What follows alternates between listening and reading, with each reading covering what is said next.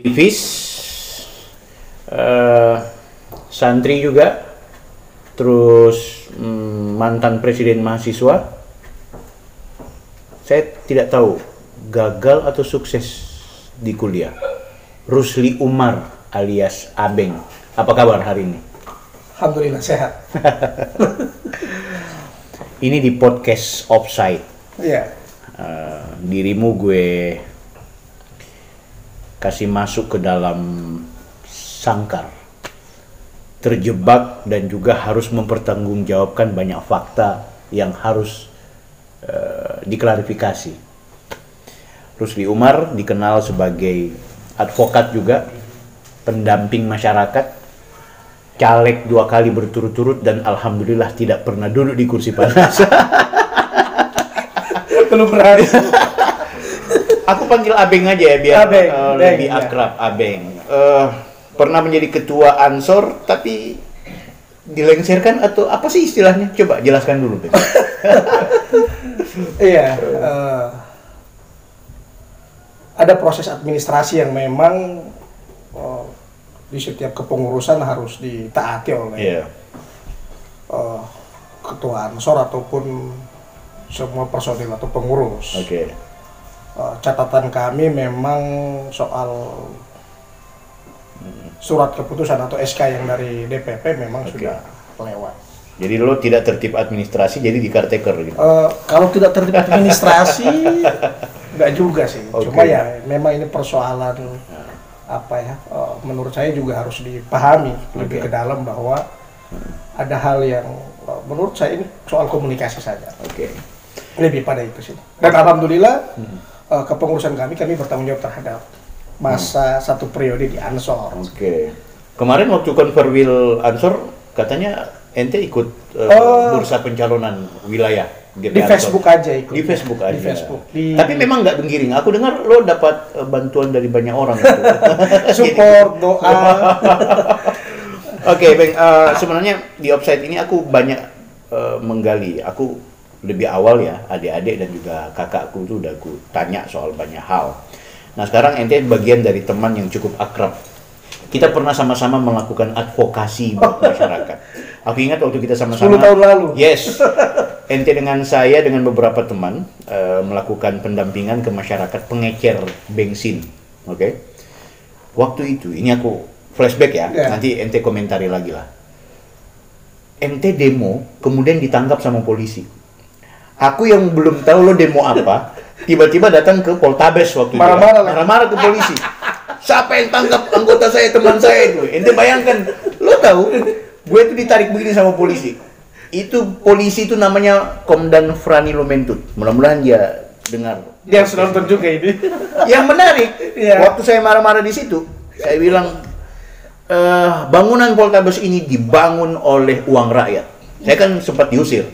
Maka jangan halangi saya untuk melakukan advokasi dan menuntut kepada pihak polisi untuk keluarkan anggota saya dan teman saya itu, Rusli Umar. Frani Lumentut langsung tarik ini. Anda nggak mau keluar dari sini, kamu hati-hati di sini. Ya marah-marah. Ente tahu nggak Frani Lumentut sekarang siapa? Sekarang sama-sama saya di Bawaslu, dia sebagai pihak keamanannya Bawaslu. Ketemu juga. Coba ente jelaskan kenapa ente ditangkap? Aku nggak tahu waktu itu. Ente lagi ngapain gitu kan? Memang waktu itu kita punya namanya asosiasi pengecer bensin eceran. Kemudian dilarang waktu itu ya?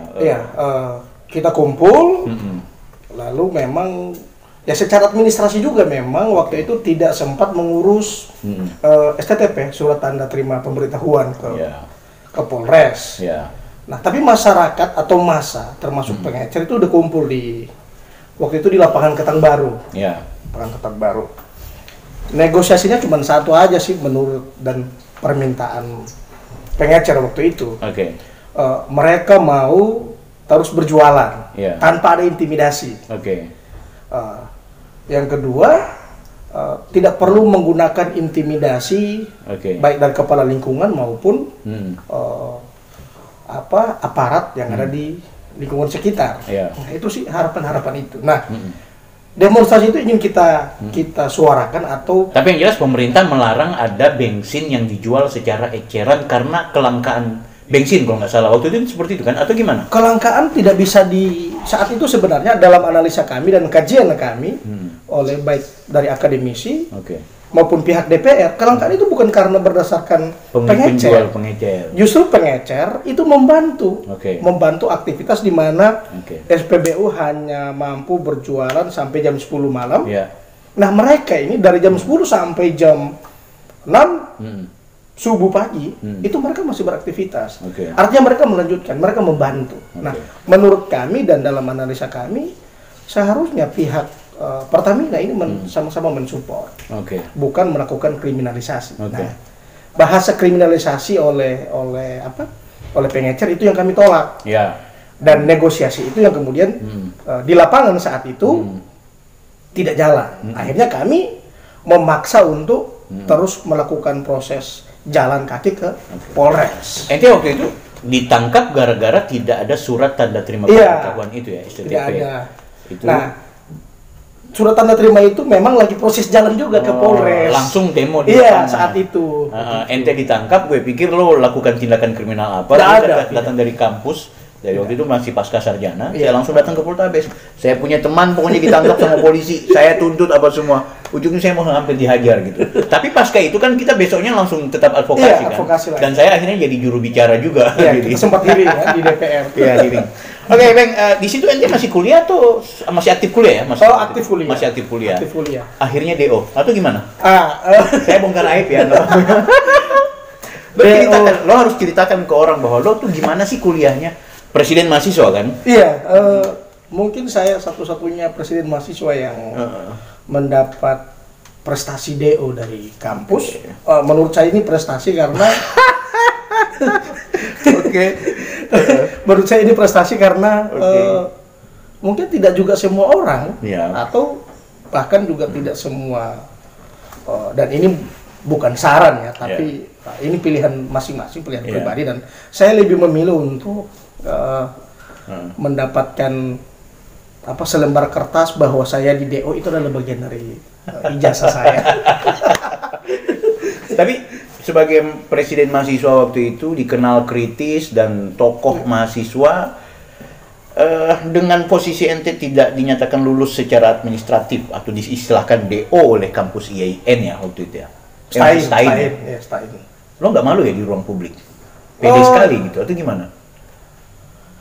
Yang memalukan itu kan tindakan-tindakan misalnya kalau saya sarjana saya bayar, saya sarjana saya menjual idealisme terhadap dosen ataupun harus menjilat rektor atau ketua. Saya tidak sarjana bukan karena saya bodoh atau tidak, tapi karena memang ini sikap dan pilihan bahwa saya lebih baik dan memilih ruang kelas belajar itu lebih besar. Di ruang masyarakat, pengecer bensin, kasus tanah, termasuk lain-lain. Lo sempat dipukul polisi nggak? Kalau di kasus di waktu demo-demo dulu, yang dipukul itu yang parah itu yang di ini Kampung Bobo. Kampung Bobo itu advokasi apa lo? Itu kasus tanah. Kasus tanah. Itu kasus tanah, advokasi. Dihajar sama polisi. Tidak ada. Nah, problemnya saat itu memang polisi yang tidak punya administrasi masalahnya. Tidak memenuhi standar administrasi. Tidak ada surat eksekusi, perintah pengadilan. Nah, problemnya di situ dan mereka melakukan pembukaan. Chaos saat itu. Nah, tapi dengan posisi ente yang bermasalah di kampus atau di kuliah, tidak lulus DO, nggak apa-apa ya saya bicara apa adanya. Karena offside itu kan harus. Apa jangan-jangan karena tidak punya titel itulah akhirnya lo gagal caleg 2 kali? Waktu gagal caleg 2 kali ini di partai yang sama, lo jangan sebut nama partainya, gue tidak bawa. Di partai yang sama ya, partai sebelumnya di 2014 apa? Partai berbeda gitu. Tapi jangan sebut namanya, pokoknya partai berbeda ya. Yang pertama saya masih anggota, kalau yang kedua saya leadnya gitu ya. Tetap juga gagal. Gitu. Gara-gara tidak punya status sarjana atau gimana? Menurutmu? Tidak juga. Karena ada beberapa yang kalau pakai standar dapil saya itu bukan standar itu ya. Iya, titel itu bukan sebuah standar. Jadi menurutmu kenapa sampai gagal caleg? Lo udah advokasi masyarakat pengecer Kampung Bobo itu kemana semua orang? Atau gara-gara lo terlalu kiri mungkin ya, suaramu terlalu fals di ruang publik, akhirnya membuat banyak tokoh-tokoh yang merasa terganggu kehadiran ente. Itu gimana? Tidak juga sih sebenarnya. Ya, terus kenapa gagal? Nggak ada duit?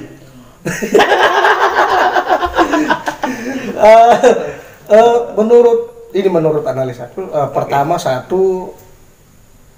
pertama mungkin masih butuh waktu untuk proses terus belajar di ruang politik. Karena ternyata kan capaian di politik itu bukan sesuatu yang instan. Harus ada proses panjang. Berarti apa yang saya lakukan bermodal advokasi itu belum cukup tentunya. Kita kan harus bisa memisahkan mana basis sosial dan modal sosial yang harus kita tanam. Nah, saya pikir dua itu memang belum. Gagal di caleg, gagal di kuliah, gagal pula menjadi pengurus organisasi yang bahkan dikarpetkan. Terus yang sukses di lo tuh apa sebenarnya?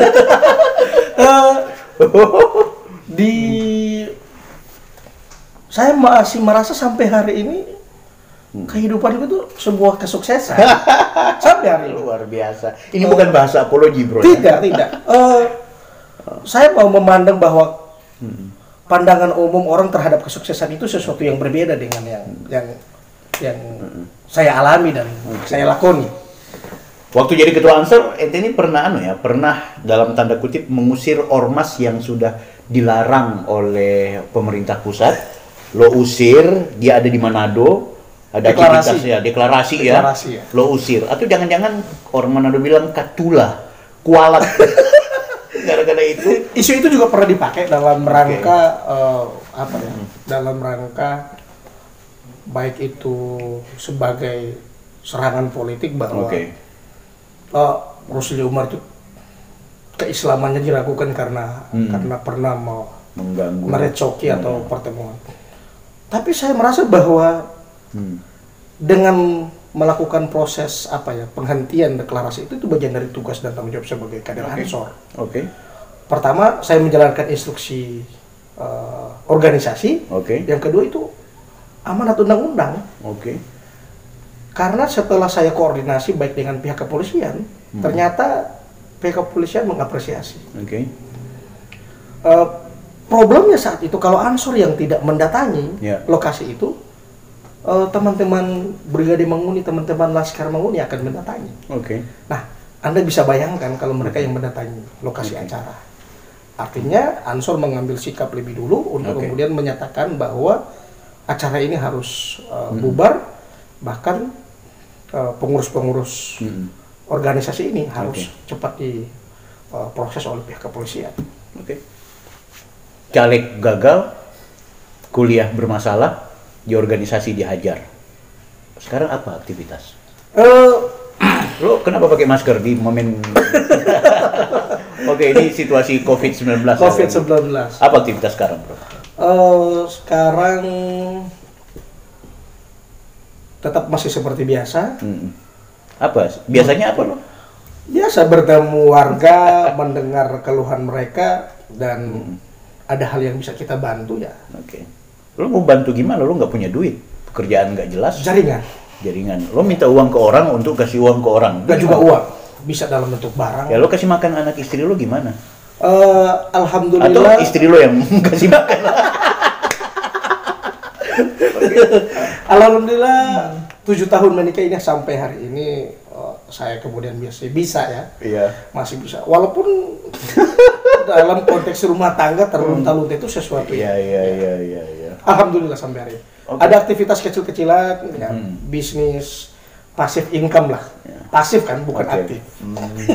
Bisnis di momentum COVID-19 begini, lo punya bisnis yang punya pendapatan? Yang namanya pasif income itu kan sebulan dapat, 3 bulan enggak. Jadi sebulan itu harus dimaksimalkan jeda waktu sampai 3 bulan. Bang, kita mau bicara soal perspektif lo membaca situasi wabah corona ya. Ini penting karena memang situasinya sedang begitu. Di tengah pengalaman ente yang cukup banyak dengan kerja-kerja kemanusiaan, termasuk ente kan bagian dari keluarga besar Gus Durian Manado ya. hari ini kan kita sedang mendistribusikan bantuan kemanusiaan. Ini bantuan dari kitabisa.com, Narasi TV, dan yang paling utama adalah jaringan Gus Durian Peduli. Di Manado udah beberapa orang yang udah kita distribusikan bantuan. Aku mau nanya, aku perhatikan ya, kebanyakan bantuan-bantuan yang diterima atau yang di-share kepada banyak orang, khusus Kota Manado, aku perhatikan itu lebih didominasi oleh pertama komunitas-komunitas, kedua personality dermawan, ketiga pejabat-pejabat yang justru bukan atas nama pemerintah. Lebih banyak ya pejabat atas nama pribadi dan lain sebagainya. Tidak sama dengan pemerintah yang ada di Sulawesi Utara, di beberapa kabupaten kota lainnya. Itu lebih progres. Menurut lo sebagai caleg yang gagal, yang punya visi tentang Manado ke depan, tapi dipersoalkan gara-gara tidak punya kuota suara, lo melihat Manado ini masalahnya di mana sih? Kemauan dan kepemimpinan seorang pemimpin, saya pikir. Maksud lo wali kota gitu? To the point aja gitu, oke. Pak wali kota seharusnya apa sih yang kemudian sampai hari ini membuat dalam tanda kutip keterlambatan proses distribusi bantuan kepada masyarakat? Pemerintah atau Pak wali kota itu punya segalanya. Saya waktu 1 bulan sebelumnya dengan teman-teman Kadin misalnya, mengupayakan hal yang paling kecil melakukan penyemprotan disinfektan.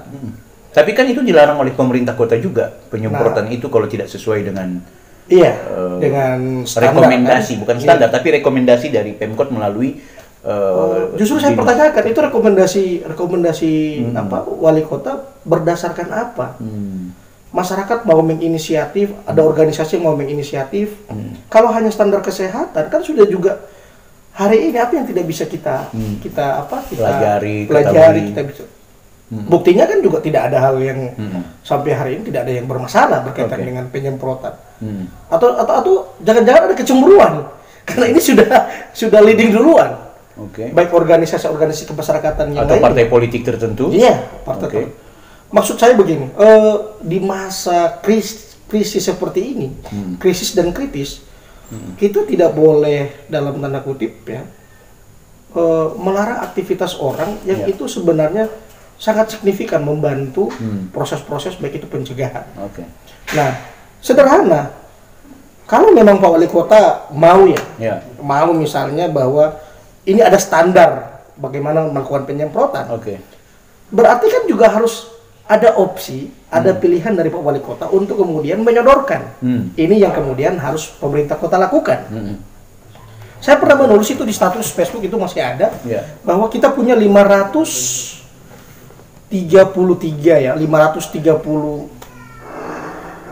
500-an lingkungan. Taruhlah ada 600 lingkungan. Kalau alatnya, alat yang kami pakai itu harganya 1 juta. Itu karena sudah mahal karena sudah karena dicari kan. Sudah 1 juta. Sembako sekarang lagi naik. Dulu harganya itu hanya 250.000. Nah, kita pakai standar 1 juta. Berarti kalau perlu ada pengadaan kan bertanya 600 juta. 600 juta untuk alat semprot disinfektan yang manual. Itu disebar aja ke semua lingkungan. Ke setiap kepala lingkungan. Obat kan ya standar pakai Baiklin atau Wipol. Baiklin dan Wipol ini bukan karena pilihan atau alternatif masyarakat. Ini juga sudah kita konsultasikan. Ternyata bisa. Nah, cuma memang campurannya harus dijaga keseimbangan. Nah, kalau dia pakai standar 400 juta kan hanya 1 M berkaitan dengan penyemprotan. Sehingga masyarakat jelas bahwa ternyata pelarangan Pak Wali Kota atau bahwa setiap menyemprot itu harus ada rekomendasi dari pemerintah kota, itu jelas karena ada standarnya dan Pak Wali Kota melakukan itu. Nah, problemnya organisasi masyarakat dilarang, mungkin juga lawan politik yang lain lagi hari ini melakukan penyemprotan dilarang.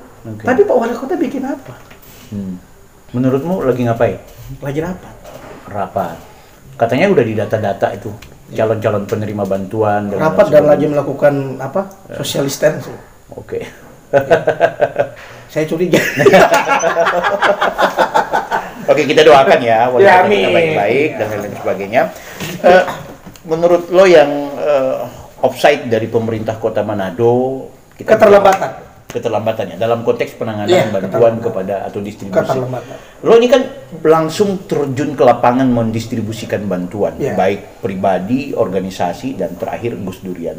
Apa yang ente baca di lapangan sebenarnya, melihat situasi masyarakat? Masyarakat butuh cepat disentuh. Hmm. Berapa besar pun mereka tidak butuh yang banyak-banyak. Dalam satu kakak kita cukup mendistribusi 10-15 kilo beras, telur 10 Waktu butir. ente mendistribusikan, Beng, bawa Iya, beras bawa beras. untuk objek yang calon penerima. Hmm. Di sebelah-sebelah kan ada warga. Wise. Apa mereka punya komentar? Sinis. Mereka nggak dapat. Gimana itu? Sinis. Bukan cuma dorang yang mau kenal dampak, dorang. Dorang. Bukan cuma dorang yang lapar. Kenapa ente Dorang. nggak kasih ke mereka yang kebetulan berteriak itu? Karena yang saya tuju itu lebih susah dan Lebih mereka. susah kan? Iya. Tapi kalau suasananya sekarang mencekam, banyak orang yang mengatakan bahwa saya juga terkena dampak lapar dan lain sebagainya. Itu gimana situasi ini? Minta maaf, saya bukan pemerintah. Yang saya bisa kasih dalam standar kemiskinan yang memang sudah terukur dan orang yang memang punya interaksi sosial dengan saya, yang saya tahu bahwa dia memang sangat membutuhkan. Tantangannya kalau ente jadi wali kota gimana coba? Saya jadi wali kota. Gak usah jadi DPR dulu lah, langsung Bagus jadi sekali. wali kota. Artinya lo jadi wali kota Manado sekarang, lo mau ngapain nih situasi ini? Gaji lo sama nggak ikut rame-rame? Kan sekarang lagi rame-rame. Iya, lagi rame pejabat, sumbang gaji. ya, sumbang gaji apa semua bla bla bla bla. Gue sendiri juga gue udah ngambil gaji, udah langsung amankan. Saya nggak mau bilang-bilang di media, udah Iya. dibilang. Nggak, maksudku gini, aku pernah bikin status dan aku pernah di vlog sendiri ya, di Offside juga, tapi podcast sendiri. Aku bilang begini, kalau anggota DPR, wali kota, bupati, gubernur menyerahkan bantuan kepada banyak masyarakat, terus diposting di Facebook atau di medsos, menurutku itu unik dan bagus. Karena apa? Karena mereka ingin menyampaikan kepada masyarakat bahwa kami bekerja. Karena kami udah nggak kerja di kantor, gaji kami potong untuk kalian semua. Artinya kami buktikan bahwa kami mengabdi kepada masyarakat. Karena juga ujung-ujungnya gaji itu kan gaji dari rakyat juga. Tapi kalau kita bukan anggota DPR, bukan wali kota, bukan bupati, terus memposting di Facebook, aku beri ini, aku beri sekian, aku potong gaji. Menurutku itu bukan nggak baik. Tapi wajar-wajar saja ada opini publik yang mengatakan, ente ini sombong. Kalau ente gimana coba? Apakah pejabat harus seperti itu atau bagaimana? Atau nggak usah digaji, kan nggak kerja. Anggota DPR sekarang dirumahkan loh. Nggak ada rapat. Anggota DPR Manado, aku nggak tahu anggota DPR lain. Tapi di Manado setahu aku dirumahkan. Apa perlu kita minta gaji mereka dipotong? Atau bukan dipotong, bahkan diserahkan aja. Atau gimana? Kalau SK-nya nggak digadaikan. Ya juga ya. Problemnya kan di situ. Kalau yang masih mau sumbang gaji ya karena memang SK-nya ada. Kan? Oke, atau punya pendapatan lain. Pendapatan lain. Tapi kalau kan bisa. Saya lebih mau menyorot soal mereka yang punya resource itu, Oke. punya kekuasaan dan punya jabatan dan bisa. Sangat miris. Oke. Miris. Lihat suasana masyarakat di bawah dan saya pikir 2-3 minggu ke depan kita tidak bisa membayangkan suasana yang minta maaf. Sampai hari ini mereka masih dalam taraf toleransi lah terhadap keadaan. Ya. Tapi ingat, kita tahu bersama bahwa rumus orang lapar itu lebih kejam. Ya. Ya, dan orang lapar itu lebih jahat daripada mereka yang Dan biasanya rese. iya. Dan dia tidak menggunakan rasionalitas. Beng, terakhir Beng, aku mau tanya. Dalam hidupmu itu apa sesuatu yang menurutmu offside sehingga ente itu entah menyesalinya atau tidak? Jadi yang ente perbuat adalah sesuatu yang kayaknya kelebihan deh. Apa itu? Nyalek nggak offside ya? Gagalnya yang offside. Ada satu case, Yes. satu kasus ya menurut, tapi ini di Nggak ada istilah off the record, pokoknya sampaikan iya. aja. Ini kebetulan yang yang langsung memang dialami berkaitan dengan hajat hidup mereka. Yang kita pun itu siang malam menjaga biar hajat hidup itu bisa mereka bisa menikmatinya. Dan di saat malam pencoblosan, mereka menelpon saya dan mereka menanyakan serangan fajarnya ada nggak? Dan saya 10 tahun sudah serangan di situ duluan. Menurut saya itu offside. Rusli Umar, Abeng, offside. Assalamualaikum warahmatullahi wabarakatuh.